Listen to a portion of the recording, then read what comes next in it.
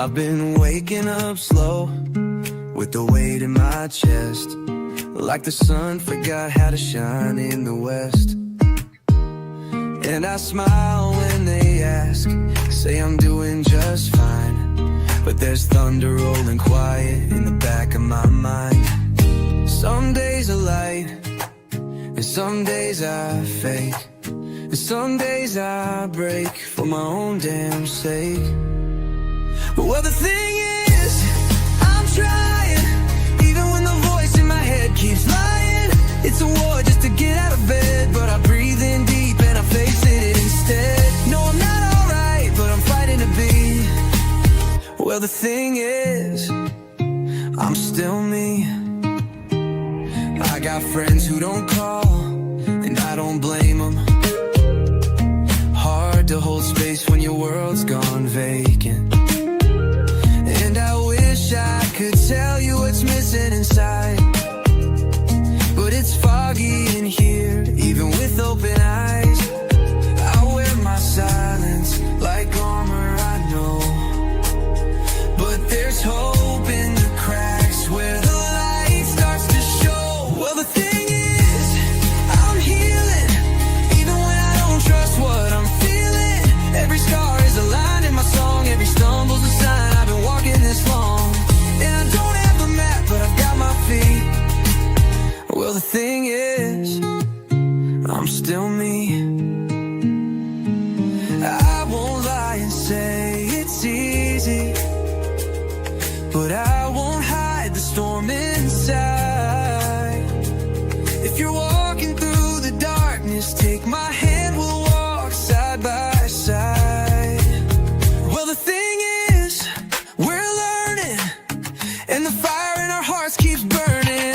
Even when the night feels too long, the strength in the fact we go on. So if you're not okay, let this song set you free. 'Cause the thing is, you're still you, and that's still enough for me.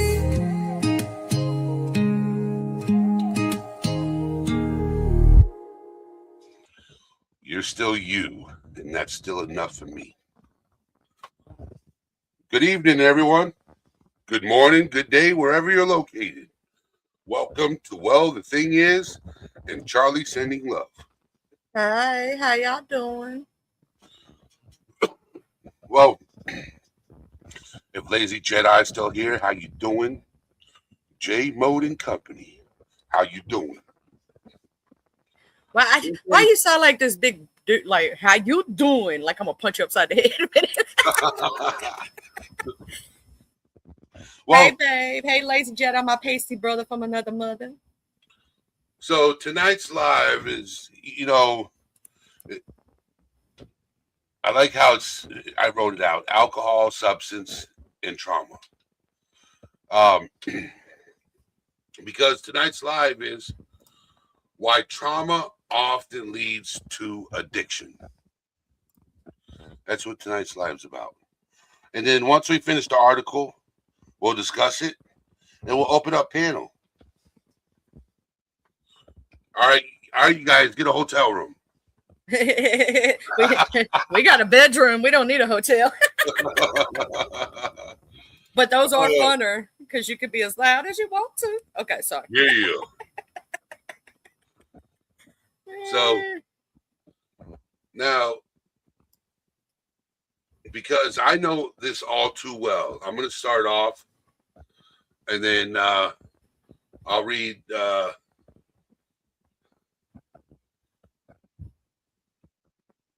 I'll read all the way up until it gets to types of trauma. All right. So, in the article that I'm using in this live is in the description below.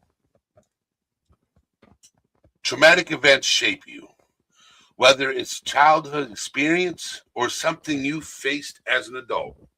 These situations change how you see the world and how you view yourself. It's not uncommon to hear that someone who has suffered a traumatic experience now struggles with addiction. Too often, trauma leads to alcoholism or drug abuse. Why does this happen?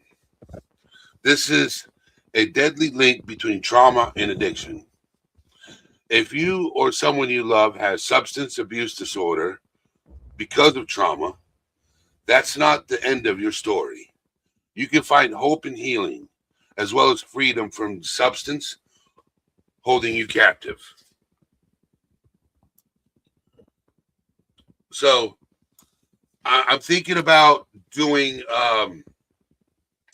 2 parts of this, okay? Because it's going to be deep.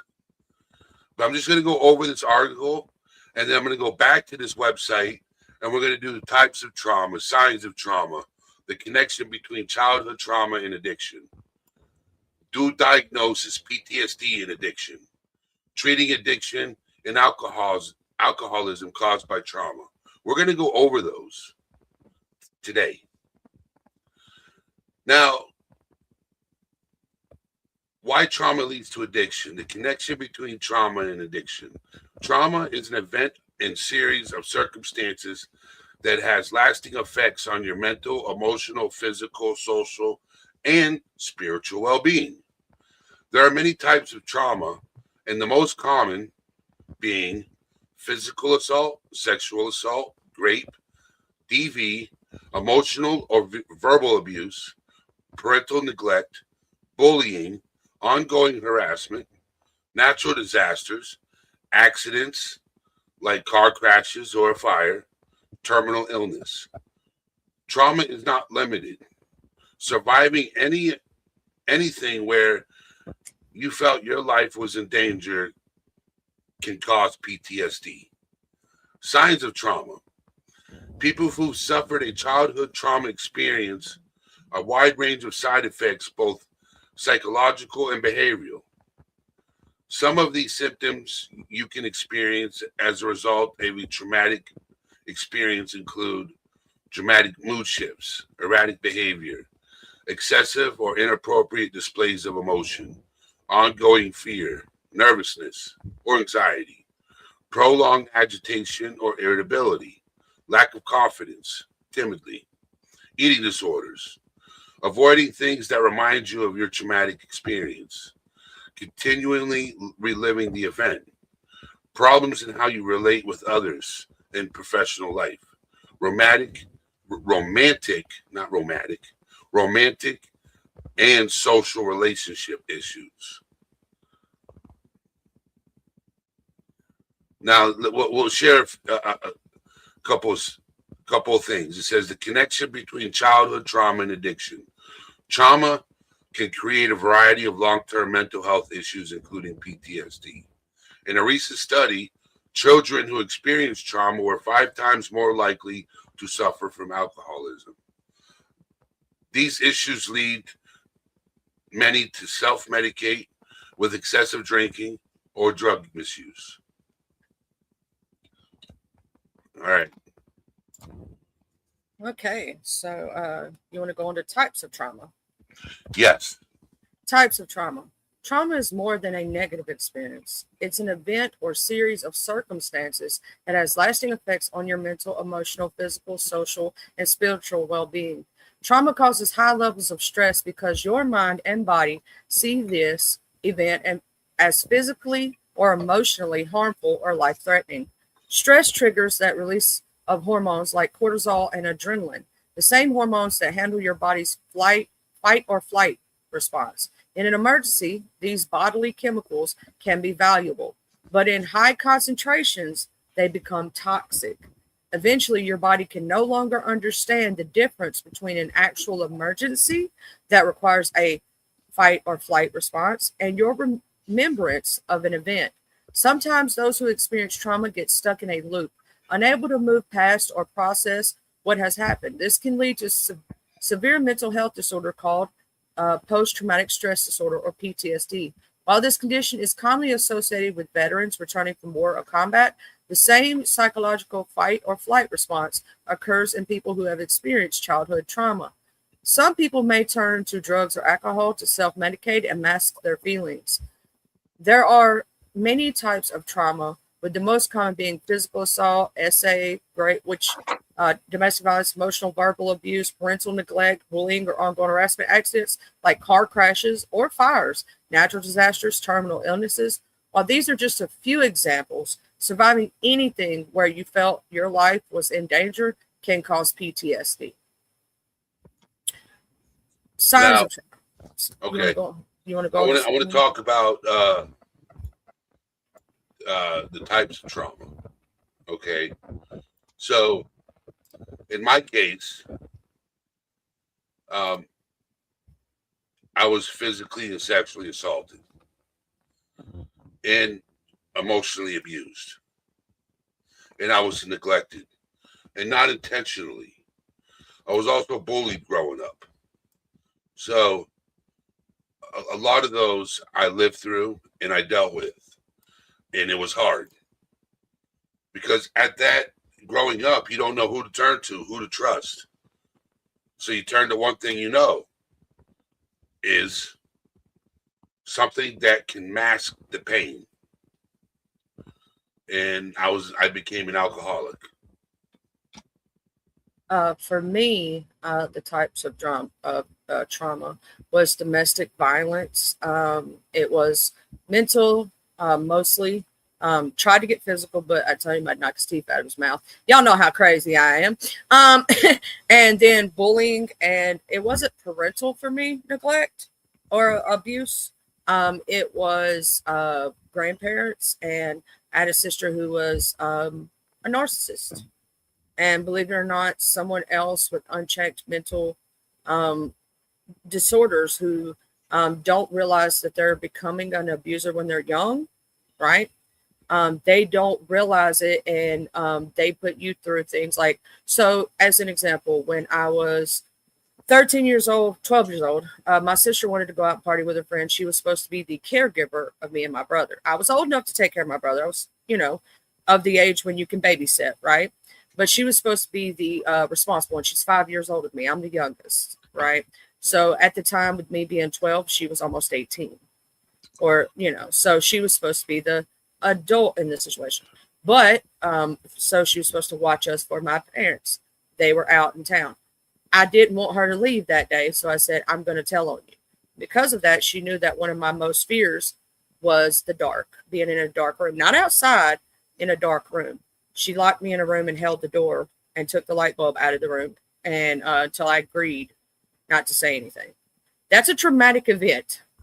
Very traumatic. My parents did not know about it because I loved my sister so much I didn't want to snitch because I knew they'd tell her tail up, and I didn't want to snitch on her because I loved her. She was my sister, I didn't realize that what she was doing was abuse until I got older.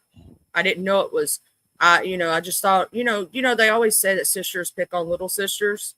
Yep. And kind of thing. I didn't realize that it was a terrible thing until way older, when I got older and realized it. If I had told my parents, that would have never happened again. They would have stopped that in its tracks, but they didn't know. So how could they stop it if I didn't tell them? So it was manipulation too. Yes, it was manipulation. At 9 years old, she got me addicted to cigarettes. She said, here, try this. Obviously being a little kid, I was like, I want to be like my big sister.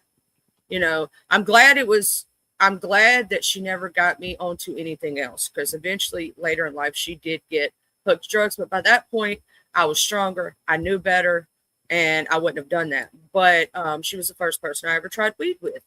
My parents still don't know how young I was when that happened. So she tried to get me to do things so that she would have something to weigh it over my head.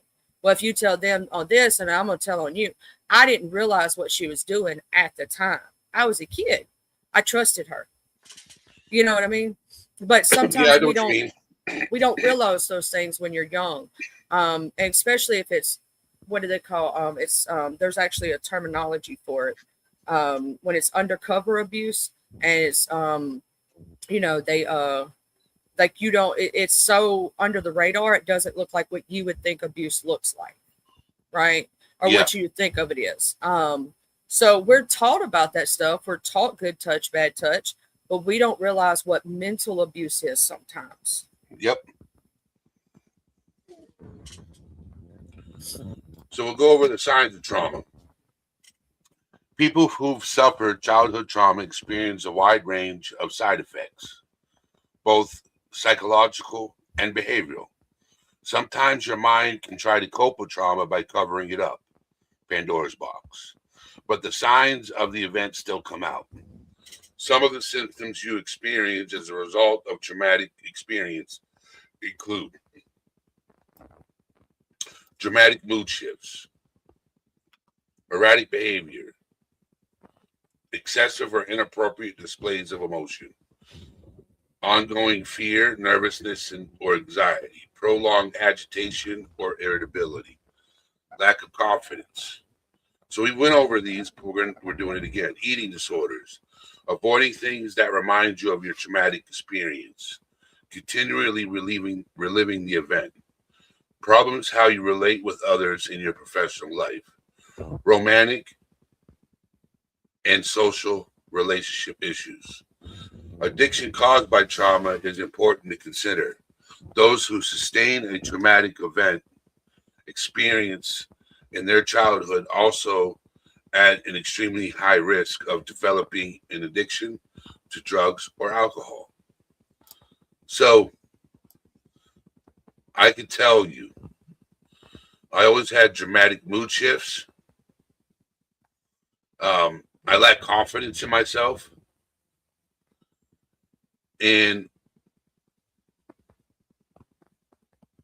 romantic and social relationship issues were a problem with me. And I was very angry. I had a bad temper growing up.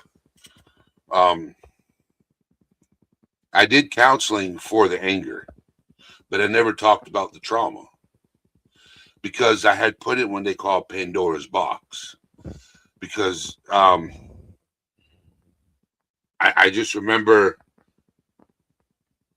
burying it so deep. And I wish back then, when I was younger, I could have found a way to talk about it. But when you're told as a child many times that you're to be seen and not heard, that ingrains into your head. So you don't know how to communicate. And then when Pandora's box gets opened, man, that's like reliving your childhood all over again, or reliving that traumatic event all over again, tenfold, in my opinion, because that's how it felt with me. And I'm going to tell you this, and I just want you to know this. You are an amazing person inside and out. And even though I'm your co-host and whatnot, you could do this show by yourself. You're that good.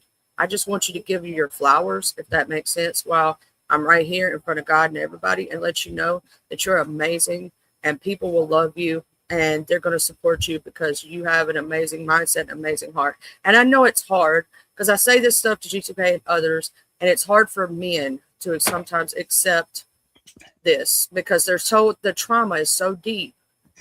You know what I'm saying with y'all? And sometimes y'all don't accept, what is that, like compliments and things, because it's harder to, like, I'm not that, Yeah. Just brush it off. And, but I will say that, trauma changes the way that we think, and it changes the way we perceive things. It changes the way, how we can take it. Some men become overly apologetic because of trauma, or they can't take compliments, or if you tell them something, they'll go, and they'll brush it off, because they're told you got to be a man. And this is something we were talking about the other day. Is for me is that I hate that men are made to feel ashamed, and I'm glad that you are a man that is standing strong to help other men to know it's okay to talk about your trauma. It's okay to work on yourself and be a better man, not just for yourself, but those around you. You know what I'm saying? Everything, but more so for yourself. Because how are you going to be happy if you're not happy with yourself? Yep. Oh, and hey, everybody coming in. I'm sorry. We was over here just racket jawing. Y'all know. Hey, Miss Tia Nanas. Hey, Truck. Hey, Dapper. Hey, Judge Gingy's Cat. Hey, Lone Star Queen. Hey, Dragons Classy Diamond Art. Hey, Shift Happens. Hey, y'all. I saw y'all come in. I'm sorry. We was just, reading the articles and stuff. Those of you that are here, so I'm not too far away from hitting 2K. And as soon as we hit 2K, we're doing a live stream. We're doing trivia night to all subscribers. And there'll be rewards. I do have a website. I'm going to start sharing out the website. And it has merchandise. And if there's something on that website that you like and you win the trivia night, you let me know, and that's what you will win. Oh, also, to let you know if you ever need it, just for, a break, for a mental health break for, let's say, yourself and your audience, I do have a lot of the Jackbox games, and know how to stream them, You do? and whatnot. Yes. So if in case, y'all ever want to do that one night, it's like, let's say we decide, on one of the nights that, everything's been too heavy on YouTube and in life, right? And we just want to have a fun night together. Then we could put up, fun night, or whatnot, and just have fun with the audience and everybody. Usually for those games, you only need 2 devices. So you need one to watch the stream and one to play the game. So let's say you have a laptop or a tablet or a TV, you can watch us on the TV and play your game on your phone. That's usually what I do. Is I'm on my laptop and then I play the game on my phone. So for those of you who came in and I haven't said anything, I apologize. So I want to shout you out now. Tia Nanas, how you doing? Dapper, how you doing? Drock, how you doing? Ginger, how you doing? Dragon Classy, Diamond Art, how you doing? Lone Star Queen, how you doing? So we're almost done with this article. We're almost done with the article. So we're on how childhood trauma leads to addiction. You want to read Go that? ahead. Yeah, I was about to say, you want me to finish it off for you? Yeah. Okay. How childhood trauma leads to addiction. The human brain is one of the most amazingly adaptive things on the planet. Thanks to a trait known as plasticity, your brain can respond and adapt to anything that you experience during your life. This ability plays into every single part of your life, allowing you to learn new skills and make memories as you move through the world. Everything you do, both good and bad, causes your brain's neurons to grow, change, or even break, depending on the necessary adjustments that will keep your functioning. This skill allows patients with traumatic brain injuries to relearn skills like walking or speaking. The brain can be quite literally rewire itself to allow you to continue functioning. What does this have to do with trauma and addiction recovery? How does a bad childhood affect adulthood? What should you know about addiction and childhood trauma? Plasticity is also why the things you experience in your childhood typically follow you into adulthood and adolescence, or from adolescence to adulthood. They shape how you think, behave, and react to people and situations. There's a clear connection between childhood trauma and alcoholism and other addictions. This connection between child abuse and drugs occurs due to the fact that childhood trauma and maltreatment may be the cause behind abnormalities in the brain structure. These abnormalities, why do I keep messing up that word, can cause various problems with cognition and behavior. High levels of cortisol and other stress hormones common to childhood trauma impede normal brain development. Trauma can create a variety of long-term mental health issues, including PTSD. As many as 2/3 of all individuals with addictions experience some form of trauma during their childhood. These individuals may also model their substance abuse and self-medication on behaviors they observed in loved ones while growing up. These issues lead many to self-medicate, which provides the foundation for the link between trauma and substance abuse. Dual diagnosis PTSD and addiction. If you have post-traumatic stress disorder or PTSD, as well as an addiction to drugs or alcohol, this is known as dual diagnosis or co-occurring disorder. While PTSD isn't limited to individuals with a history of military service, anywhere from 35% to 75% of veterans with the condition are known to abuse drugs and alcohol as a way to cope with their experiences. Individuals with PTSD may use drugs or alcohol to manage their symptoms or handle their triggers, which may include agitation, hypersensitivity, especially when loud noises or sudden movements are involved, depression, social withdrawal, insomnia. Depending on the symptoms, the patient may decide to try and cure themselves through drug and alcohol abuse. This method doesn't work, and eventually they'll develop a tolerance to their drug of choice, often leaving them worse off than they were before. This cycle facilitates the link between trauma and addiction. Anyone who has a mental health condition and a substance use disorder has a dual diagnosis. Yep. This includes those with severe anxiety, depression, or schizophrenia. To treat a dual diagnosis PTSD, a treatment facility must be able to address both the addictive cycle and the underlying trauma that caused that addiction, which could include an analysis of trauma-related triggers. While treating these two things simultaneously, it is essential in the case of dual diagnosis. Getting to the underlying trauma or triggers will be nearly impossible while you're under the influence of drugs or alcohol. Treating addiction and alcoholism caused by trauma. Comprehensive addiction treatments and therapy begins with detoxification to wean your body off the substances in a medically supervised environment. Then a compassionate team of addiction professionals can focus on customized behavioral rehabilitation.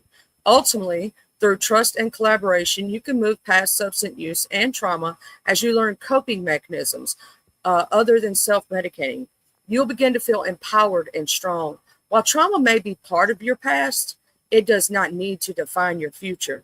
At Gateway, our trauma therapy program offers individualized treatments to give you the tools you need to break addiction's hold. By treating trauma and addiction at the same time, we offer you the best chance of recovery. So I want to, and that's the hardest thing right there, is treating the addiction and trauma at the same time. A lot of people struggle with that. Okay. A lot of people struggle with that because it's very hard. It's very hard. That's the reason why I suggest, people who are struggling with addiction and trauma to look for a facility, a place to go that do both at the same time. Because once you treat both, you come out a better person. You come out a better person. You do. If you stop to think about, here's the thing, if you're band-aiding the trauma, and the trauma is what caused the addiction, right? Yep. Then you're not really fixing the trauma. If you band-aid the addiction and you treat the trauma, yeah, you may be doing that, but you're not getting rid of your addiction. You still have your addiction. And so it's going to lead you to more trauma. You know what I'm saying? That's going to be a never-ending cycle. You have to end both. You have to be able to, treat your trauma and actually work through it. And see, this is what I try to tell people. You have to get through it. You have to go through it to get through it. So trauma therapy is not going to be easy. There are going to be times you're going to want to quit. You're going to be angry. You're going to be sad. You're going to go through all the stages of grief, right? Because you're letting go of that trauma. And it's not going to be easy, but anything worth having is not easy. And your life and your happiness is worth having. So, make sure that you don't just sweep it under the rug or put a Band-Aid over or say, I'll take care of that later, because it's going to still bother you. That's avoidance. It's not going to help. You have to get through it to get to the other side. Yep. Totally agree. Yeah, I avoided substance abuse also myself, Miss Ginger, because I've saw others go through it, and I didn't want to do that, if that makes sense. Like when you see somebody that's an alcoholic, it makes you not want to be one. If you see someone who's addicted to meth and crack and they're going through withdrawals, or you see them get off of it, go back on it, and you see the vicious cycle, you're like, I don't want to go through that. And so that's the reason you don't pick it up. But then you also pick up other things that sometimes can be either healthy or unhealthy, depending on what coping mechanisms you choose. Myself, I did at one time have some very unhealthy coping mechanisms. I would chew my fingernails down, right, and to where they would bleed. I would chew on things that I ought not to help with the ADHD, right, anxiety and stuff like that. And you know, like I took risk riding in cars with other people who were under the influence when I was younger. Like I took risk that I shouldn't have by riding my bike in the dark to do something for somebody else because I was a people pleaser. Like I was a huge people pleaser, which was not a good thing, not to the point that I was doing it. You know, it's okay to be a helpful person. It's not okay when you're such a people pleaser, you put yourself in danger to help someone else. You get what I'm saying? And so I did that. I was that.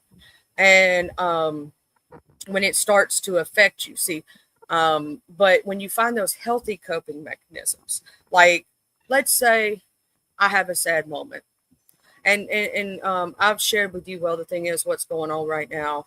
I have yet to still feel. It's not hit me yet, but I know that one day when it does, what I will do is turn on my music, sing to the top of my lungs. I don't care if the dogs down the street start howling. And it helps me process my feelings. Sometimes I get a numbness. I don't know if that sounds familiar to anybody else. But see, that may have been my coping mechanism that's not healthy, right? Where somebody else's might have been substances or alcohol. I sometimes go numb to feelings. And I have to push myself to feel them. So Yep. I found a way to do that. So when Yep. I get in one of those modes, I go turn on my music and I sing. And that's why I absolutely adore when I can make it to G2K's singing nights, because a lot of those songs are actually songs that have helped me through some very traumatic and terrible experiences. I don't know if he knows. I don't know if I've ever said that to him. There are sometimes it's just he's so late about it that I do fall asleep. If there's nothing on before he comes on and I get bored, I fall asleep sometimes, or I'm just so tired from the day that I fall asleep. But I try not to, because I really enjoy his karaoke streams. And singing for me is my therapy. Music is my therapy. You know, there were certain songs that I used to listen to growing up that would put me in a different realm. One of those songs was Coolio Gangster's Paradise. Been spending all my life living in a gangster's paradise. Tell me, Yeah. why are we too blind to see that the ones we love hurt are you and me? I Yep. know that. I love that song. Yes, yes. I know that song like the back of my hand. For me, there's a couple of them. Like I can name them. There's a couple of them. I'm going to say How to Save a Life by The Fray. When I heard that song for the first time. The Suicide song. I don't know if you've ever heard it by I know his name. They call him he's not really white, but he is white. He's actually mixed. Logic does that Oh, I song. love Logic. Logic's pretty dope. Have you heard the 1888 Suicide song? Yes. When I heard that song for the first time, I broke down crying. Somebody Saved Me by Jelly Roll. These are newer ones for that. But when I was a teenager, it was there was a song that was played on the soundtrack of Pet Sematary 2. And when my dog passed away, because a lot of people don't notice, when my brother died, I couldn't cry because he had such a smile on his face. He was so happy. And 2 years after he passed, my dog got unalive, or about a year. And it hit me all at one time. Just like you're talking about Pandora's box. Yep. When you hold back that grief and you don't feel it, please, nobody in the audience do that. Do not hold back your grief. Please feel it when you should. And don't let nobody tell you when you should or shouldn't feel your grief. Because if you internalize that for a very long time and then something traumatic does happen, like the loss of a loved pet one or something, it can hit you so hard at one time that you can lose your shit completely. I mean, it's bad. When it happens, it's bad. It can be months of depression. It's bad. Please don't do that.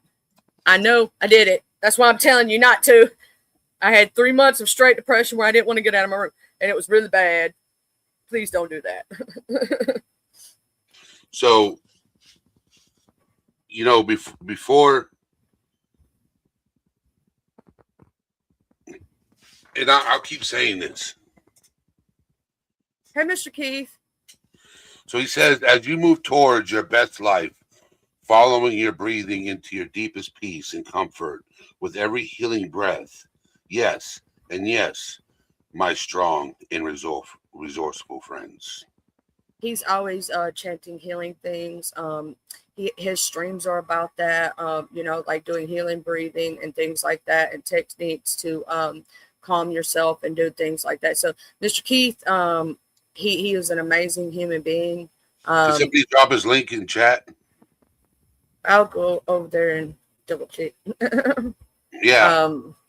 Well, I one of the randomly mods met can him do one it. day. One of the mods can do it. All they got to do is click on his name, go to his channel, and get his link. I'm already there, so Oh, you know how fast I am. yeah. See, I'm a mod extraordinaire. Let me say it that way. You know, I can't help it. I'm sorry. Thank you for coming in, Keith. You're always welcome here. Yeah, he has. I missed his live stream today at 1 p.m. I wish I had been there, but I had to go take my son to his dental appointment at 1 p.m. So I was in the dentist's office or orthodontics. He had an emergency appointment. Yeah. Sub, be careful. You may heal even without thinking about it. Yes and yes. He's a very, very sweet, kind person. And yeah. Yeah, I know, right? Just, we planned it. Yeah. You missed it too. Oh, because I would have went back and catch that replay, you know, later this afternoon. I absolutely adore you, Mr. Keith. You have a great heart.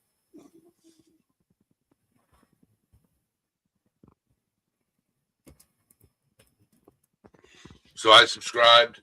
I'll check it out. He said I missed it too.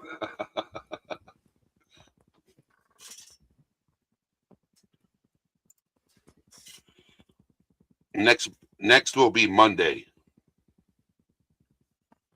Okay. Yeah, he usually does his during the day. I don't know what time, but he usually tell me on my stream, and then I'll say it to the people so they'll know exactly what time, and I'll share it out. Yeah, at 12 p.m. CT. So that'll be for you. That'll be 1 p.m. Okay, the Quiet Conjure Mentalist Podcast.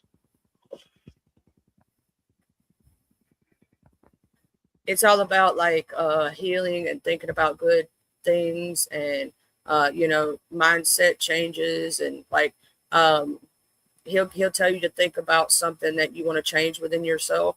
Then he'll tell you to hold on to that thought, and he'll like flip a coin, and as you watch the coin flip, you take breaths when you watch it and stuff like that. It's like a coin he made, but it's like made out of paper. It's really cool. And he has different like things that he made that are like cards and stuff. It's really cool. I'd love to interview him. Yeah, Mr. Keith is a really cool person. I hope he heard that part. Well, Mr. Keith, you heard that. Mr. Well, the thing is, wants to interview one day about, you know, your concept and what you do on your channel, and where you come up with your things. You know what I'm saying? All that stuff. And he's also a very amazingly supportive person of so many people. And he goes around the world too. He's kind of like me. He'd be in so many different places. You might catch him anywhere, trying to give everybody positivity. And some people take it the wrong way, and I've had to, explain that for others to know that Mr. Keith has good intention. Because when he first came into mind, I thought he was a troll too. Most people assume that about him, but he's not.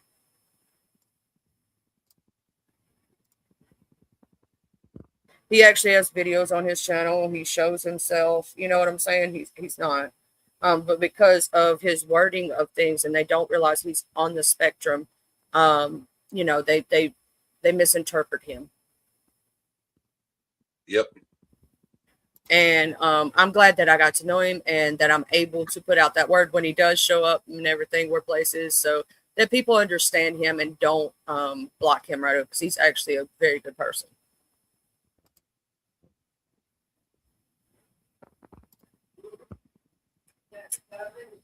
But speaking of, like, when we talk about people who are covering traumas with,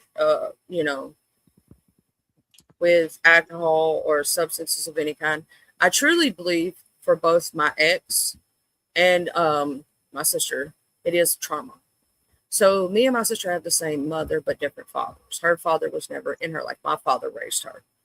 She had a great father figure, but because of that trauma of him not being there, she went to run to him when she was a specific age, when she was 18. He's the one that got her addicted to the drugs. And when he did, it was like when she came back, she was a different person, like total different person. I don't know what all happened to her. She's never spoke about it. I mean, she speaks of him in good terms, but she hasn't really talked about it. So I have no idea if that makes sense. I know some things that she did because of that was very terrible. But it was almost like she was a whole nother person. Like, it almost reminded me of that movie, the Body Snatchers movie. You get what I'm saying? Like, who is this person? And when we have gotten her off the drugs at least 6-7 times, she's went back every time. And until she decides to really want it this last time, I said, I cannot be your crutch anymore. I cannot be your fallback plan. I have to let her hit rock bottom, and I have to let her hit it the hard way, because obviously trying to be that supportive person and that crutch did not work, right? Obviously it did. It's for her. It's well, I know I always have like that, so I'm going to continue to do what I want to do. Now that she knows that rug is pulled, she has to do it for herself, right? Yep. And you can be somebody's enabler. With my ex, he had to pull the plug on his own mother. Him and his siblings had to sign paperwork to pull the plug on his mother. And every year on that date, he gets so drunk and messed up that he can't walk or see straight. And I think that is what led him to his. You know what I'm saying? And if you think about it, it can be multiple things, but I think that's the main one. The death of his mother at a very young age. He was only 15 when he had to make that decision, or 14. I think he was 15, 16, somewhere. He was very young. Let me say it that way. He was still in high school. He actually dropped out of high school because of that. Like, he went down a downward spiral. You know what I mean? Yep. And that's how a lot of people deal with it. And self-medicating is not the way to go. It's not. It's not. It's not going to help you. I did that for years. It don't help. It don't accomplish anything. Now, I do want to say one disclaimer for us. We are not saying don't go to a medical professional and get medications to help yourself. We're saying do not self-medicate or use things that are not prescribed to you and abuse them. There is a huge, even to this, I will say this, don't even abuse what is given to you. That is the same thing. Even if you're written the prescription, abuse of it is still drug abuse. So please take care of yourselves out there. I just wanted to give that PSA. Sorry what the thing is. Go ahead. Oh, you're good. I thank you for doing that.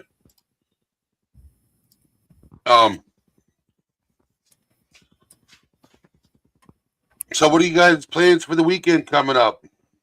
Hopefully something fun and interesting. Well, I know tomorrow we're probably going to watch movies together. Well, we have been watching the Fallout series because it comes out on Wednesday, but we wait till Saturday to watch it. And me and Miss Megan, when we talk about that's something that we both gel on. So we're going to be doing that this weekend, I know for sure. I don't know what other movies we'll get into. Sometimes we start, like, we watch this guy on YouTube named Papa Meat. He's funny, and he seems to put out a video every Saturday almost. It's crazy. Right about the time we're like, I don't know what else to watch. I can't find anything, and you're flipping through the channels or you're trying to find something, and then we go, oh, a new Papa Meat popped up, or something like that, and there's no telling. And then I know my son's so happy right now. I ain't heard a peep out of him since he got his VR headset this morning. So he's still, after he got the Wi-Fi password put in, I ain't heard a thing. After he had his dental appointment and then he ate and everything. And so I'm gonna have to keep an eye on him to make sure he babes, because you know how boys are. He's a teenage boy. He's 18 now, but he's still a teen boy in his head. So your husband says actually have some movies lined up. Oh, they got some new ones out. See, sometimes we be going over there going, what the hell we gonna watch? So what do you use for watching movies? Well, we have Prime, Netflix. Don't know if he still has the Hulu or not, because I don't only watch it on Saturdays with him. Well, Hulu's no longer in existence. You have to have Disney Plus. Oh yeah, forgot about that. They put that together. I think we have the Disney Plus and stuff like that. He knows. He asked, "Why don't you bring your ass up here, babe? Because I don't know as good as well as you do." Shit, I don't be knowing. He just signs in. I go watch. Okay, he sets it up for me. Because I don't really watch TV, so I don't even sign it in on Disney and Peacock. Yeah, I don't sign it in on my TV or anything because I don't. You can ask him. I'm spending so much time on here trying to support all the people that I support that I really don't. The only other thing I do is game, so I don't really watch TV a lot unless I'm with him. I can't wait until the new. Actually, I can't wait to get my hands on the new Borderlands. Ooh, for some reason I've been on a fixation of playing 7 days and using it like a lone survivor type thing. I basically have it turned off where there's no zombies, right, at all. There's no blood moon. And your hunger, your food still goes down. You still have to cook. You still have to do things. You have to get all of the magazines to be able to craft vehicles. You have to do all this stuff to go into these different biomes where there's hazards. You still have to hunt certain specific animals that are still in the biome when you turn off the enemies and whatnot, right? And you still have to do these things to be able to survive like you're the lone survivor. You're the only person left in the world beside the trader. You know what I mean? And so that's what I'm using it as right now. I like RPGs. I'm huge on like Skyrim, Fallout, everything Resident Evil also. And I'm a huge horror junkie. Yeah, my buddy Jesse, he's been on this stream before. When we talked about single parents, yeah, because he's a single father. What's crazy? All right, is I never pictured him getting into the medical field. Okay. He went to school for criminal justice. Okay, that was his major. Now he's going to school for nursing. You never know. Yeah. Like, he's still in both of those fields. You have a proclivity to help people. It's just what kind of people, right?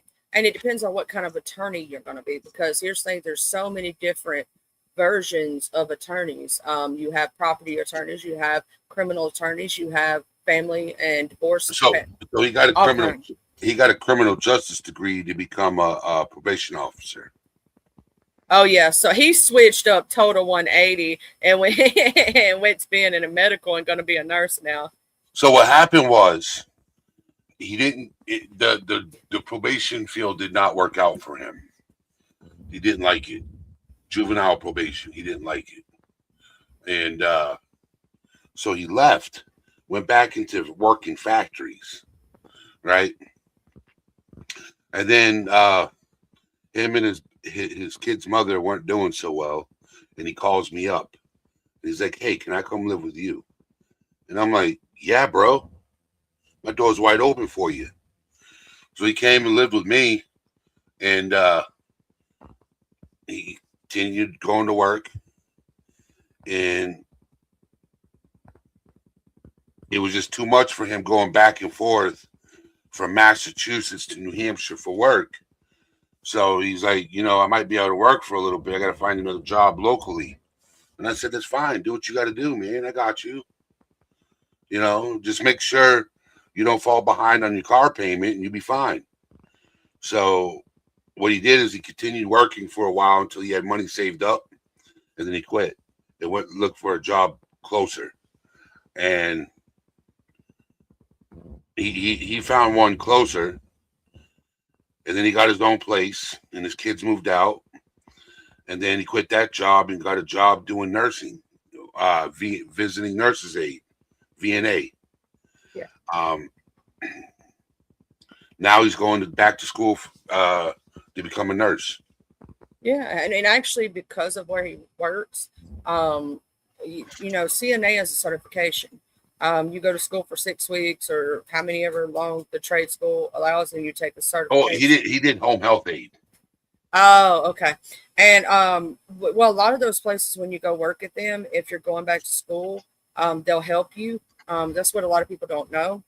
I have friends who do that. My mother actually did that before she got injured at work.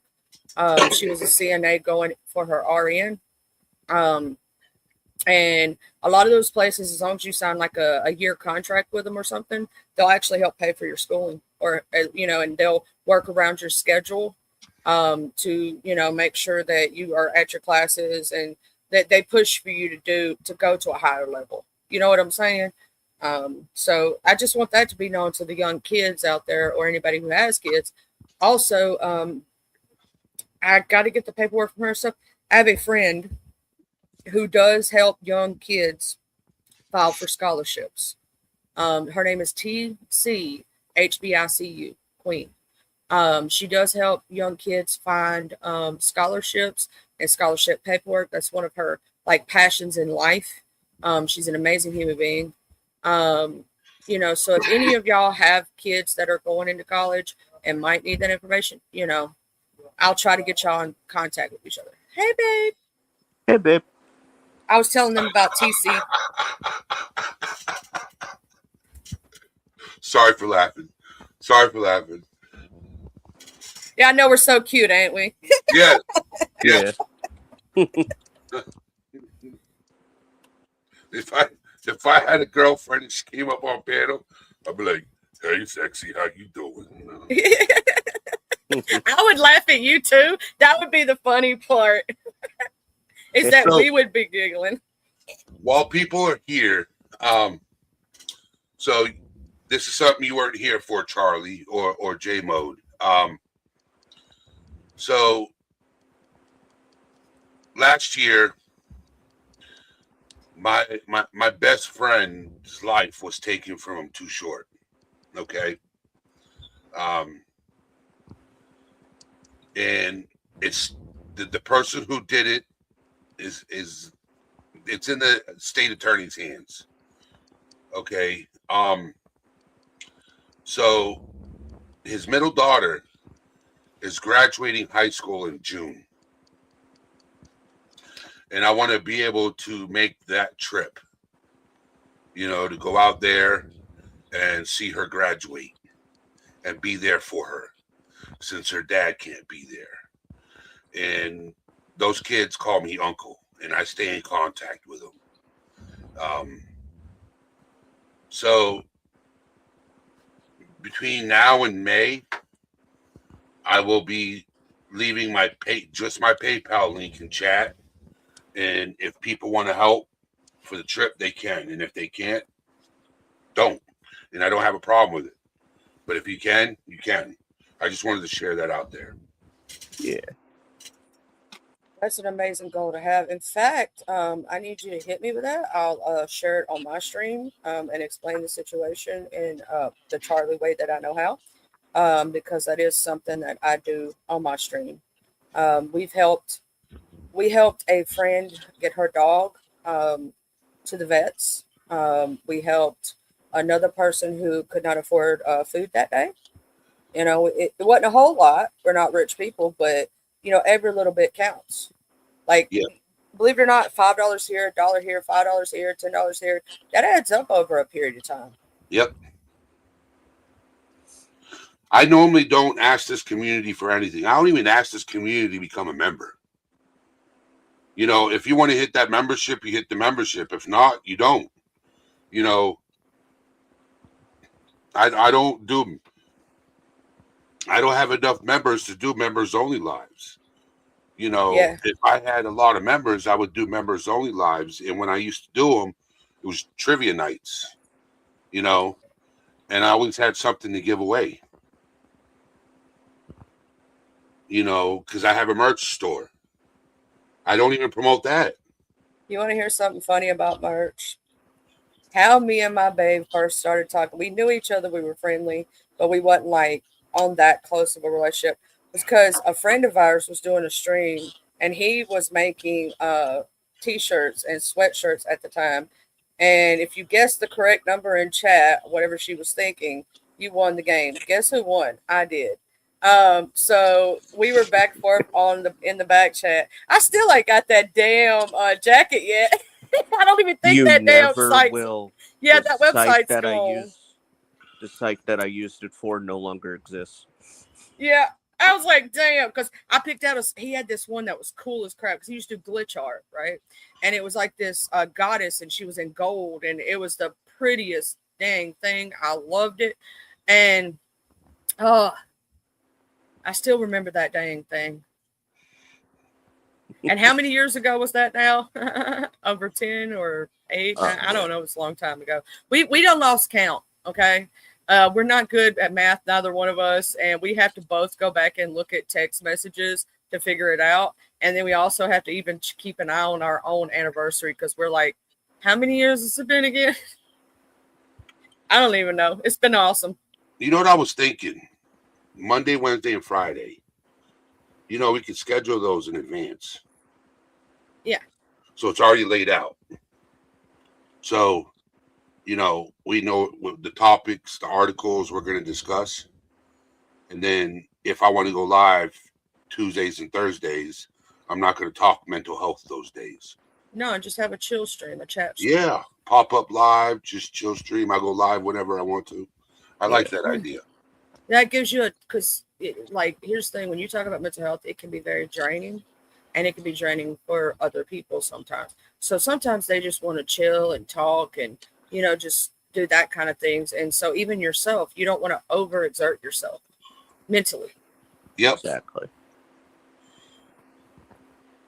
Because it's a heavy topic. It's like when you talk about true crime, like, you know, coming from that sector, some of those cases, when you get really deep diving into them, and it's specifically the ones about kids and how bad they can be, those can be super draining, make you super angry. Like, They can I also know, be triggering. They can also be traumatic. Mhm. So believe it or not, something in that case could trigger your PTSD. Yep. You know, an action that happened. You know, and that's why I started this channel, because a certain case triggered my PTSD. You know, Didn't you tell me it was the Leilani Simon case? Yeah. Yeah. The child abuse. Yeah. That little boy was so beautiful. And just to throw him away like that. That case actually was one of the ones I covered real heavy when it was going down. And the moment the verdict come down, I went live. I told everybody, because we were waiting on the verdict that morning, and I knew it wasn't going to come out while I was live. So I said, because when they took their break, I said, look, I know that that I don't know when the verdict's going to be read. It could be today, tomorrow. It could be, I don't know what time, you know? So whenever I see that, I will automatically push that live button. I'll put it in on my live stream. It's called the Leilani Simon verdict. You know what I'm saying? And we covered that, the Sarah Boone case. I covered the Naziah Harris case. Friend of mine, Miss Parker is still covering that case. Jarvis Butts needs to be buried under the jail. You know, my thing is, parents need the exact same thing happen to them that they do to their children. This dude isn't even a parent for what he did. Jarvis Butts is a chronic child sexual abuse. Oh, user. And he has, he was literally out on parole for doing that. He had spent like 17 years or like a long time. yeah. And let's just say that other kids in the family got abused. They all knew about his charges. They let these kids go with him alone, and he unalived a 13-year-old girl and got her pregnant. Wow. And let's end it there. Yeah, it's bad. It's very triggering. That's why I say sometimes with the there's some of my covered where the kids were special needs and the parents beat them. It is very triggering to hear those cases, and you got to take breaks. You got to. So 3 days a week, Monday, Wednesday, and Friday, we'll be doing mental health, and then pop-up streams Tuesday and Thursday. Yep. Chill streams. I like that. So, Jay. Yeah. So 5:30 Eastern Standard Time. I will have custody of your wife Monday, Wednesday, and Friday. Okay, on panel. So, and you're more than welcome to join us and talk about whatever topic we're talking about if you can relate to it. Yeah. You're more than welcome. Yeah. So, and it's nice meeting you, Jay. Tell me a little bit about yourself. What do you want to know? Whatever you're open to share. You can just say. Well, I know you're a gamer. Yourself. Y'all, let me tell you something. Y'all's two New Yorkers. Yeah, because he's living in Florida, but he lived in New York. So I'm sitting, because every time he says certain words, babe, I be thinking it. I be like, that's some New York coming out of him. So what part of New York you from, Jay? Long Island. What part of Long Island? Grew up in Nassau. Actually, before I moved down here in Mississippi, I was in Suffolk. Okay. All right. Yeah. My whole family, even though they were born in the city, they grew up in Long Island. Oh, East Islip, Wantagh, Massapequa, Hauppauge. I actually grew up a couple towns from Massapequa, Seaford. My mom graduated from Massapequa High School. I used to live in Brentwood, Long Island. Yeah. So I was the first gen born in Florida. Nice. But my family tree in New York goes back to the late 1800s. On my grandmother's side, it's Ezra Cornell, the co-founder of Cornell University. My grandfather on my mom's side was he worked for in the television industry. His enemy was Geraldo Rivera. My grandfather and him did not get along whatsoever. Some of you guys know who Geraldo Rivera is. I do. Talk show television host. My mom used to watch him. Yep. My grandfather and him did not get along at all. You know, and my grandfather back in the day was wealthy in Long Island. He owned, and to own 2 houses and 2 houseboats in Long Island, you have to have money. Oh, yeah. So, Y'all's them taxes up there is what made me want to pass out. I swear, oh God. That was Oh, one of the Lord. reasons why I decided to move down here, not move you up there. When you told me that and I about passed out, you remember that when you said, and then you told me the amount, I was like, for a quarter of a quarter of a quarter of a quarter of a quarter of an acre, you got to be shitting me. I was like, oh, hell to the no. I And said, down here, it's hardly 1,000. yeah, it's like 10%. I'm going to say this. It's less than 10% of what they pay. Less than. For the taxes from New York to land taxes versus up there to Berks down here. 10% less. Like they're, you know what I'm saying? It's like less than 10% of what they pay. And I'm in not New York. going to get into numbers, but for what I sold my house for, it paid for the land and we had a double wide modular home put in here. It paid for all of that and still had money left over. Wow. And we're on just under 12 acres. Wow. Yeah. You in the country. Oh yeah. Yeah. That's why I literally- said if somebody drive up to my front door, God help them, because I'm going to be knowing they're a stranger when they come down the road. You know, so my uncles, my aunt and uncle live on 10 acres. And I used to live with my grandmother. She lived in one trailer and my aunt and uncle lived in the other. And they had signs posted, no trespassing or enter at your own risk. I know what that means. That's for protection. Yeah. So Now I ain't gonna tell you whether it's theirs or yours, but that's side point. Depends So- how I'm feeling. yeah. So this gets funny, right? Scary and funny at the same time, right? It was scary and funny at the same time. Okay. So my boss pulls in. It's at night, so it's dark out. And you can't see nothing. I could because my eyes automatically trained to the darkness. So because I was so used to it. So we pull up to my grandmother's house and I'm talking to my boss, right? And I look over. And there's my Aunt Allie, and she's got this, right? Pointed at the driver's side window. So I rolled down my window real quick and I'm like, hey, Aunt Allie, it's just me getting dropped off by the boss from work. All of a sudden, you see that go down and behind her like it never existed. Right?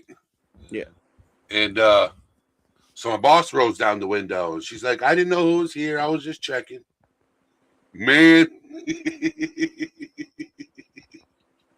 I got one that was like that. There was a funny story that we were traveling because we were at the time before his parents moved down here with us. We were traveling back and forth to go see them, and I was talking to this one lady while he was pumping the gas. I was smoking me a cig or whatnot because I smoke and he don't, and so I was over there talking to this lady, and she was like from Canada or something. You know what I'm saying? She was traveling. She accidentally pulled up in the backwoods in Kentucky, I believe, or Virginia. We were either in Kentucky or Virginia. And she had went up to somebody's house, like off of a back road. And she's like, yeah, I pulled up there and they came out with a gun. She said that I I'd heard the stories. I didn't know it was real in the Southern Hemisphere. They really do that. I was like, well, they will. I said, but when they realize when you talk that you're lost and that you're not from here and they hear your voice, you know what I'm saying? They're going to realize you're just lost and they're going to help you find your way. They're going to tell you where to go back to get back to the highway and stuff. I said, but if you'd have come up there and you'd showed any signs of anything, I said they would have, had to do their business and then ask questions later. But I said, that's just a Southern thing. Don't take it as not us being hospitable, because we are, but it's also for protection, because Yep. we always we wish a motherfucker would fuck around and find out. You know, we protect our own Mm-hmm. and we protect our property. Mm-hmm. At all cost and all means necessary. And they've always had that thing where if the South was ready, I said, that's not going to happen. They're not going to get very far. Yep. Because them good old boys that do the hunting, and I'm going to tell you something, they can shoot a squirrel's eye out from over 300 yards, 400 yards. Yeah, they're not going to get real far, and they're going to be like, hold my beer. I'll be right back. Hey, Tom Shay, what's up? What Yeah, see, So I'm do you the have a talker. channel, Jay? What? Do you have a channel, Jay? Kind of, sort of. It's just really supporting Charlie and all of her friends right now. I want to do something, but I'm still trying to figure out what I really want to do on my channel. Okay. Because I don't want to be one of those trying to do different things, hoping something something sticks, and then so. That's understandable. You know, when I started this channel, when I was living in New Hampshire, I started this channel, man, and it was going good. It was going good. And then I moved down here, and when I moved down to Florida, there was a good few months that I couldn't go live because I was dealing with a bunch of problems. Yeah. And then I got moved in here, and majority of the people here know I like to cam up. I like being on camera. So when I got here, they didn't have fiber optic internet. They had that phone line internet. Oh. Yeah. So I could go live, but I couldn't cam up. It would freeze. Yeah. I couldn't screen share. I couldn't do nothing because it would freeze. So, which really sucked. But then they put down fiber here, and I had to wait a whole year before they installed it to my house. Oh, we already know the struggle. We had to wait while they were doing it. And Yeah. sitting there watching everybody else get it. Because here's the thing: the reason I didn't install it right away is because I was fixing to move. Right? We were looking at houses, so why would I get it right then? That didn't make sense. And so, and especially because it's going to be at the residence, it's not going to make sense. And so I'm sitting here seeing everybody else with the good fast internet, and I'm over here with satellite internet. I'm like, oh, I can't wait till we get in our new house and get the good Wi-Fi. My friends used to, let me tell you how bad my Wi-Fi was.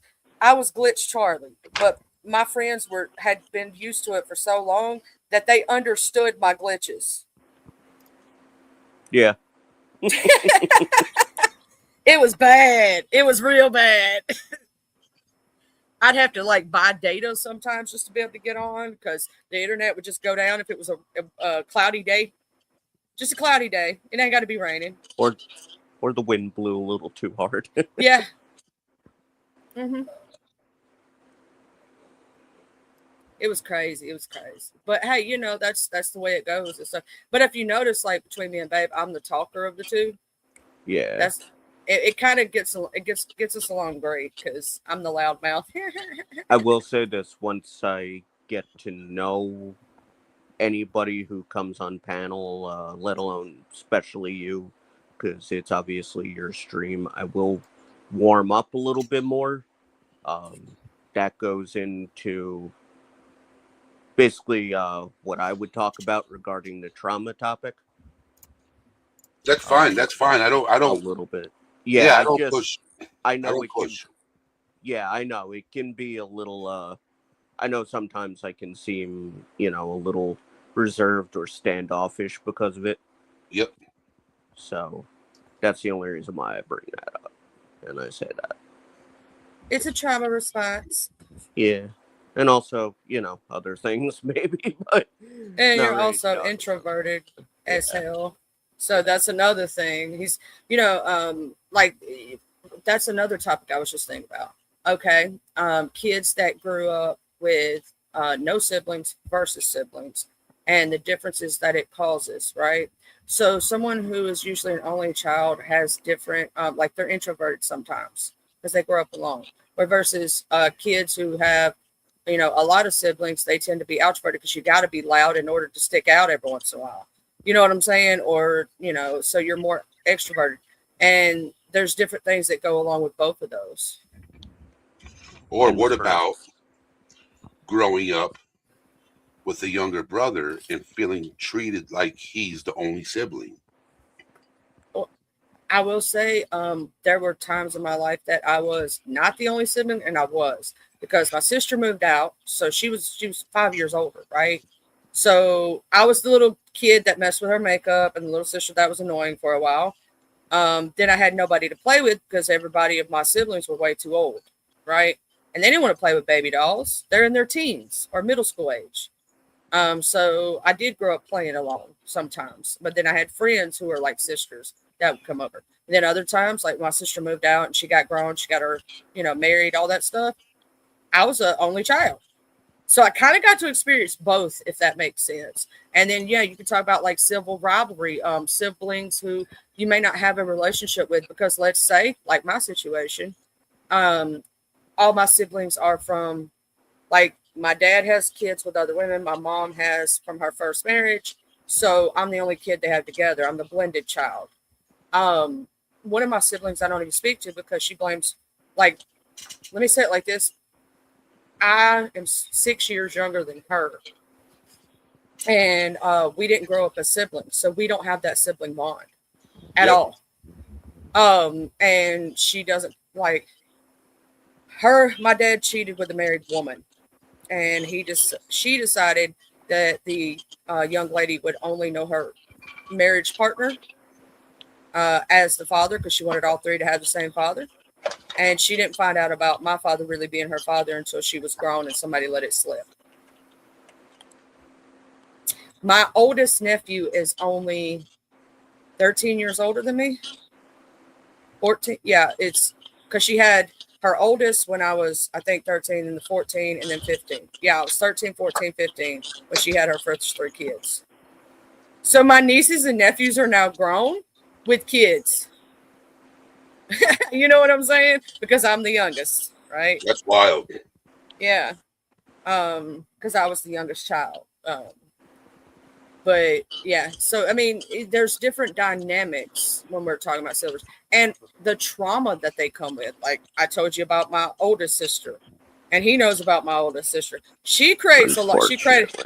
She created a lot of trauma. So, like what you were talking about with your brother's situation, right?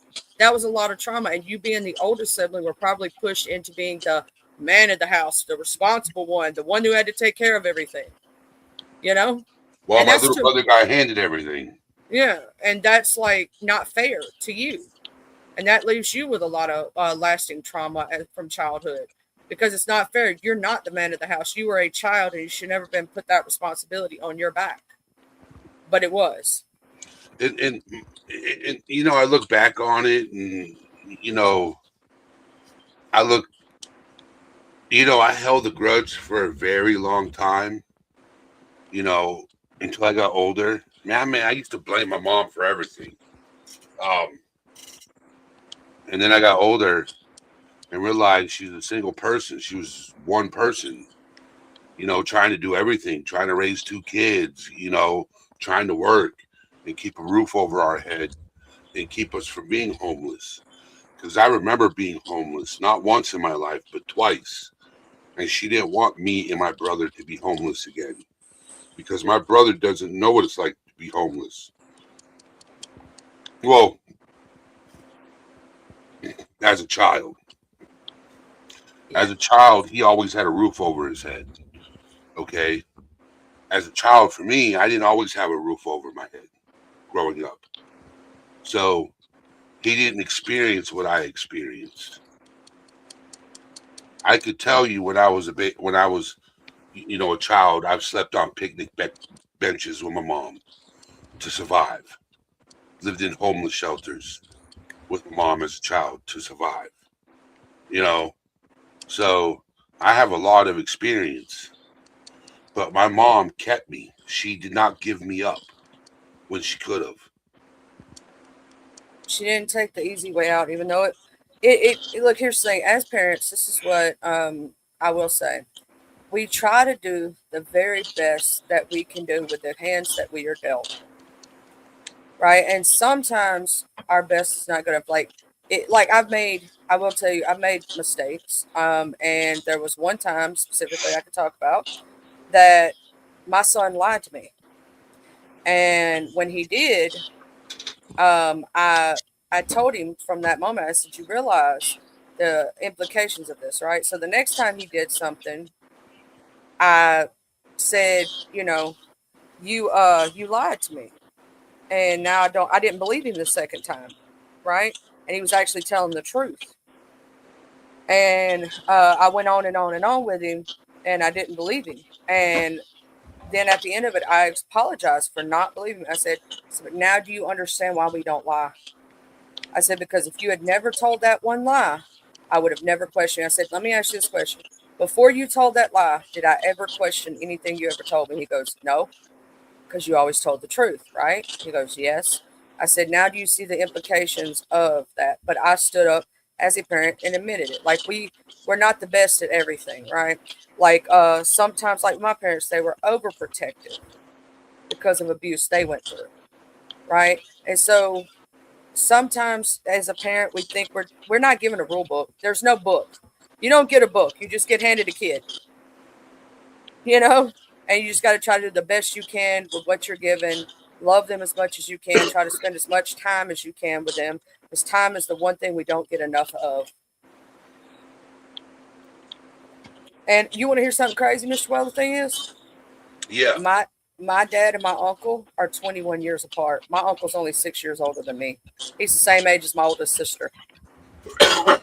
My grandma had a change of life baby because she said she would never having no more kids. And then, oops, my bad happened. Never say never. So my grandfather on my mom's side left my grandmother and got with a younger black woman and had 4 children. And they're like 4 and 5 years older than me, my aunt and uncles. Okay. So I got 3 uncles and an aunt that are 4 and 5 years older than me. And they do not look white. They're darker than me.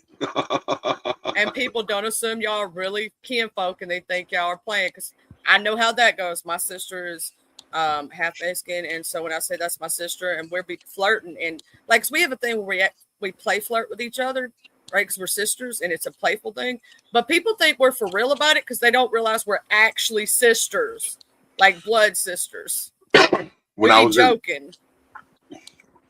When I was in Long Island visiting my uncles one time, my Uncle Kurt said, can you run to the store and grab some soda and Gatorade for us? You know, because they were busy doing something. And I'm like, yeah, no problem. He says, it's just down the road. You can't miss it. Straight down the road, it's in front of you. So I walked down to the store, and a bunch of dudes were giving me a hard time. I said, I'll be back with my uncle. I'll be right back. I'm going to go get my uncle right now. I'll be right back. What's your uncle going to do? He ain't going to do nothing. We'll see. I go get my Uncle Kurt, right?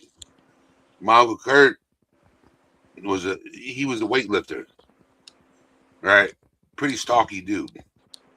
We went back to the store, and they were still there. He's like, which one wants it? Giving my nephew a hard time. Which one wants it? And the dudes were like, man, we didn't know you had a cracker for a nephew. That'd be like one of my plate. They're my plate auntie and uncles. You know what I'm saying? Not for reals. I have one that is willing to go to war over me. He has 2 teardrops and means it. And if he was clack, motherfucker, you better run. But my aunties and uncles, they would have went to war over me. And they were like, because there was this one girl who said that about me when I was a kid.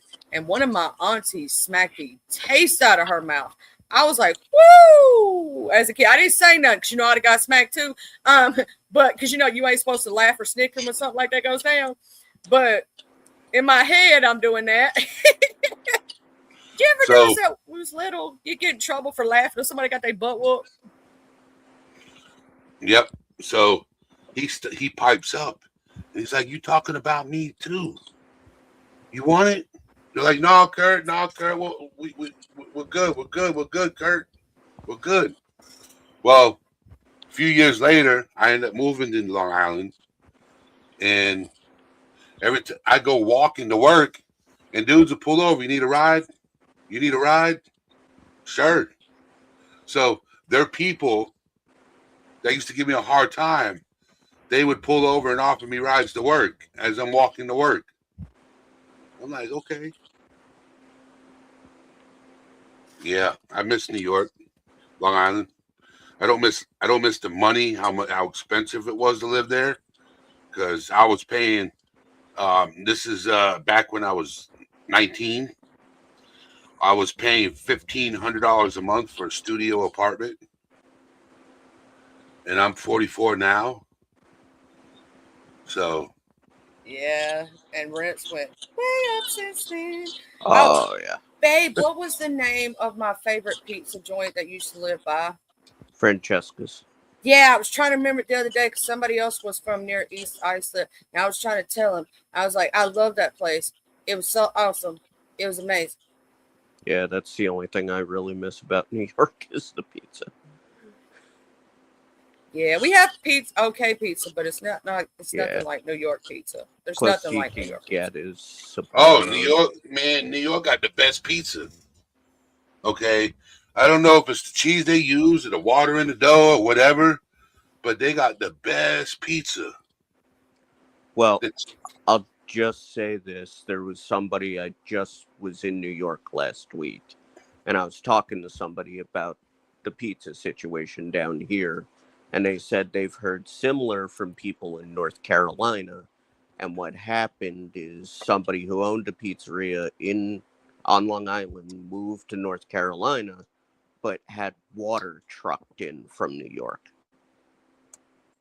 So a lot do believe that what makes New York pizza so good is the water used in the dough. but the cheesy's not so greasy. It can be, it can't be. Because I watch Barstool. I watch what's his name, Dave Portnoy. He does all the pizza. He judges all the pizza. Yeah. He rates them. Now there is a pizza place down here in Florida that I really like. It's called Tony's Pizza, and that guy's from New York too. Yeah. That's And it's all we need down here is a pizzeria to come down. Because we got an Italian spot. And some New Yorkers came down here, and we got a good Italian spot. We just need the pizza. You know, the only thing when it comes to pasta, the thing that the Italians created is the sauce. The noodles were invented in China. You know, pizza comes from China. Actually, the oldest reference to pizza is in Britain. No, I'm thinking lasagna. Never mind. I'm sorry. Lasagna, actually, the first instance of lasagna being used is in, like, really far back in Britain. Yeah. Pizza, I think they trace back to Greece. No, but China. I'm not sure. China. I'm telling you, it's China. Let me look this up. Let's find out. Google. Pizza was originated in which country? Okay. So Google says, no, that's going to tell me Naples, Italy. Hold on. Yeah, they're not going to give that up. I'm telling you, Naples, Italy is not giving that up. Well, that's because there's two schools of thought for the origin of pizza. That's the word pizza and what we associate it with, which is true to some regard. I don't know where they land on the origins for that, but there is the other origins, which is the dish itself. Basically a flatbread of some kind with some sort of toppings on it, which is a little harder. Some say it's impossible to say because every culture at some point has had a dish like that because it was a very popular and common peasant food because it was easy to make, not expensive, and it was very filling. I love pizza in all shapes, forms, and sizes. Yeah, why don't you tell us how much? You know, oh no, I know what you're talking about now. No, see, he's talking about my pregnancy thing. When I was pregnant with my son, I craved pizza so bad that I wanted to put it in a blender and drink it. Like I couldn't get enough of it. Like I would like gorge myself, get sick, eat more. That's how bad it was. I've never had a food that I could throw up and eat again. Never in my life. And you know, pregnancy cravings are crazy. Some people crave crazy stuff. Me, it was pizza. I'm surprised my son even likes it, but he loves it. So you ever heard of Chinese scallion pancakes? Yeah. Yeah. That's what was considered pizza to Marco Polo. Yeah, that would be yeah. And that was during the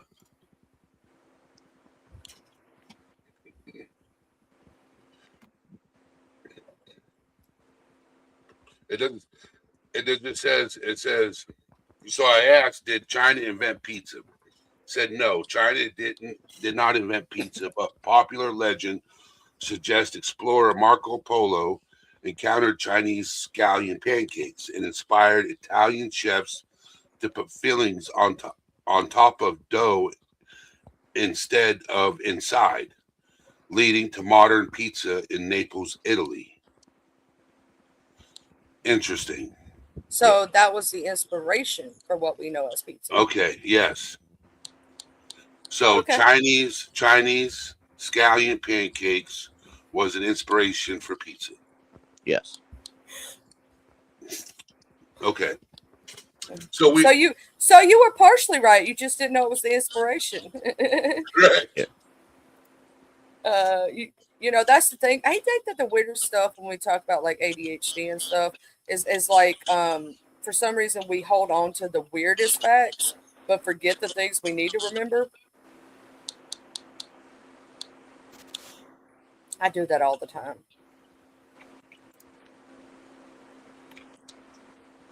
So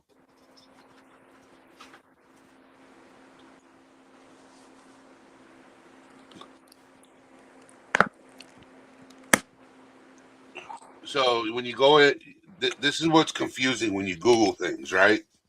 Yeah. Okay. It says, did China invent pasta? I think pasta is noodles. Okay. So I'm going to go to noodles instead of pasta.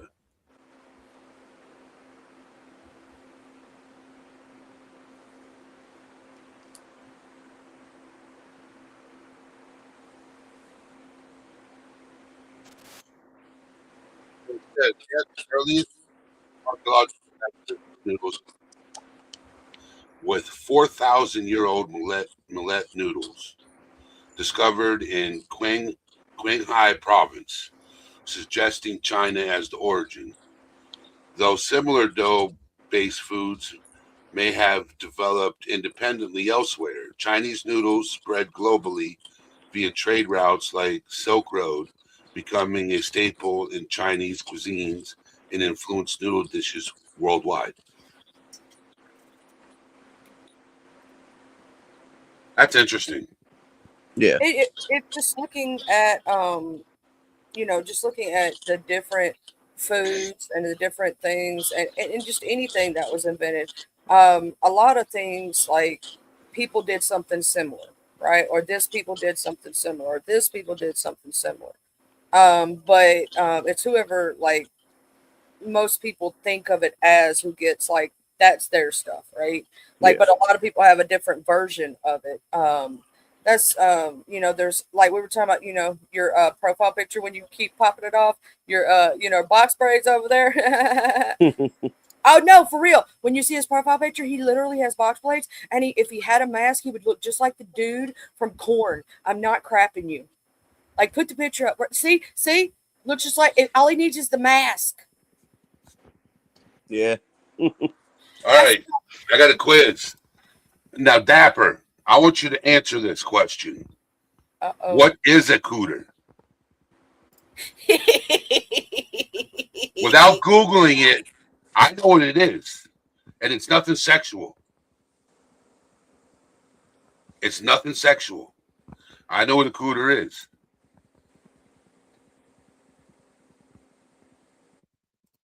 Without Googling it, what is a cooter?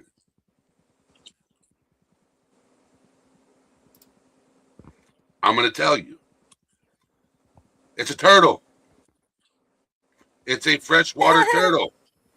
That's funny. I love the Yeah. etymology of words. Yeah, a cooter is a freshwater turtle. Yeah, it says I checked enema online, which is for the etymology words, and it only talks about turtles and a vague reference to an obsolete use of the word coot. Clearly, this is not, that's not what people are, but it literally says that is turtles. I'm like, they're calling a woman's pad, a turtle. Well, I mean, I guess it is a snapping turtle in a way. Oh my God.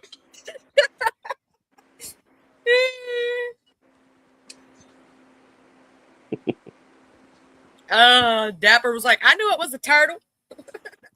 Oh, and if you don't know the reference to their name, Dapper, aka Tangerine, there's this lady who is called Three Southern Cats Mama. She's from Mississippi, and Dapper was one of her cats, and he puts holy paws on people. I absolutely loved Dapper when they ended up having to give Dapper to her daughter because they have all their cats were older, and one of them was like pulling her hair out. Weezer's always dealing drugs, and Tigger's always drinking his beer. And Willow, rest in peace, she just passed away not too long ago. She was Queen Cleopatra the Third. You got to go watch them; they're funny. She does little voices for them and everything. It's the funniest thing. I'm glad she's still doing content, and didn't give up after Willow passed. But when I read that name for the first time in chat, I was like, oh my God.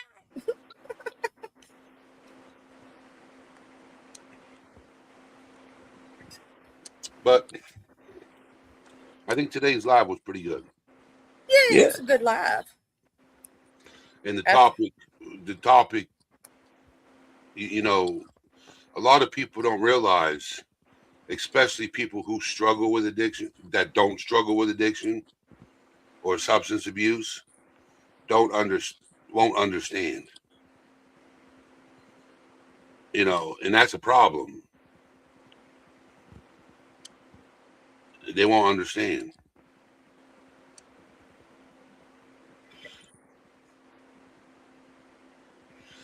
That's why more of us need to bring it attention to trauma and alcohol and substance use being connected. Yes, and how that you can't just treat one of them, you have to treat both of them at the same time. Yep.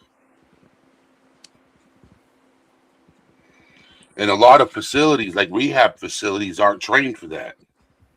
Yeah, they're not trained to do dual diagnosis in a lot of things.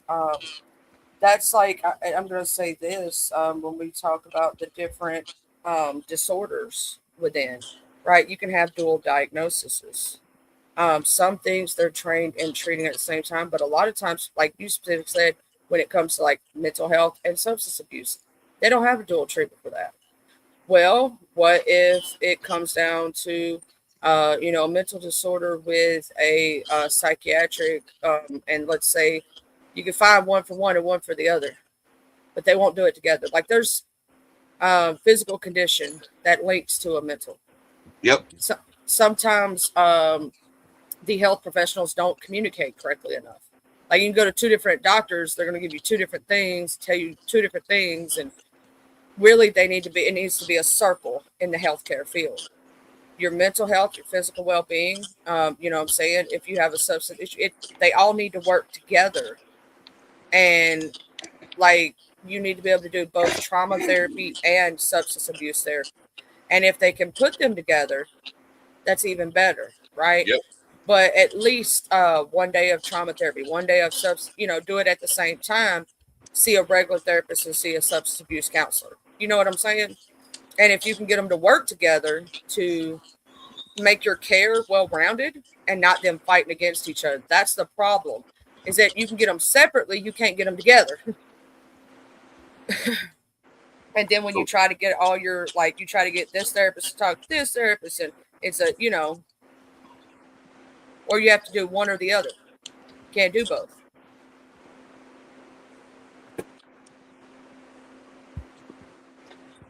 That's so true. So, Yeah, what's your plan for the rest of the night? I'm gonna go play some 7 days and lay down on my side because my back is hurting. gonna have to take care of the puppies for less of the time. Yeah, I gotta help him because I've got to take out that bedding and put in there. Mom has been like, put that in there, every 5 minutes. Yep. I love my mama. I do. I love her to death. I do. But she forgets. She tells me something and tells me it 15 times in a row. Or I think she may do it intentionally. I'm not sure.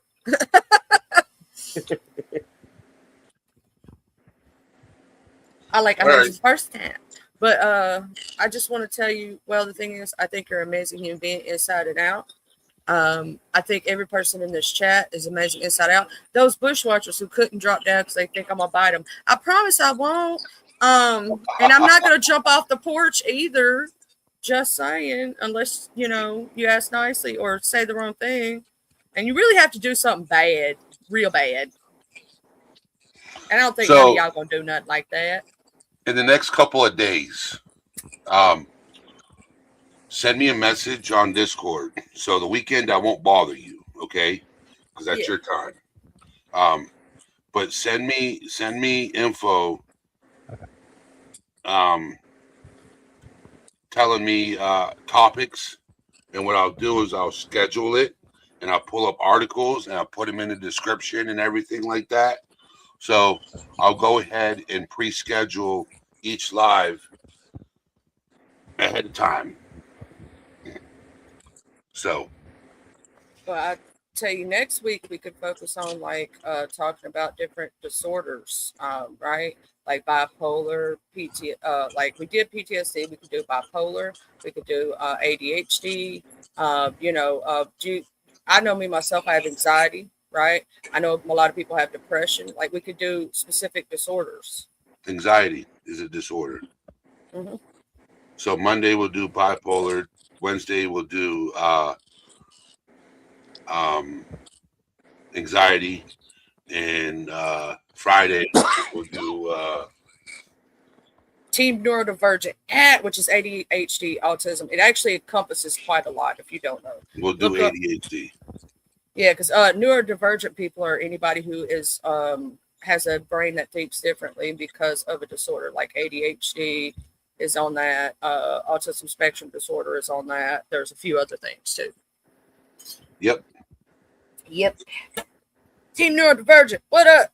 Bubbles, while you're here, before I end this live, I need to talk to you after this live. I need to talk to you. Because we got to make a schedule about doing the stream about foster care. Because I know somebody that wants to join us in discussing foster care. Yep, my friend Miss Josie. She's experienced it, her life, and she would not mind coming up and sharing too. So, Bubbles, after this live, I will reach out to you on Discord. Actually, I could give a little insight on that too, as I was adopted and spent a little time in foster care. You can come up on panel too, J-Mode. Yep. All right.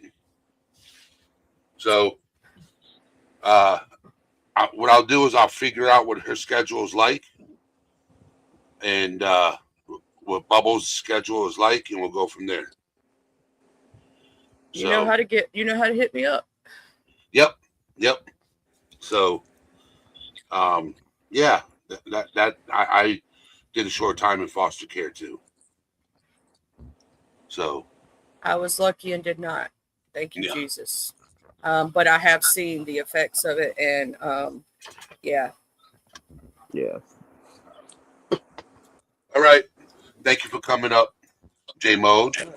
Thank you, Charlie. Everybody, thank you for being here. If you catch this on the replay, hit the thumbs up button, leave a comment, tell me what you think of the live. With that being said, well, the thing is out. Charlie. Holla. Bye, y'all. Have a good night, y'all. Huggies.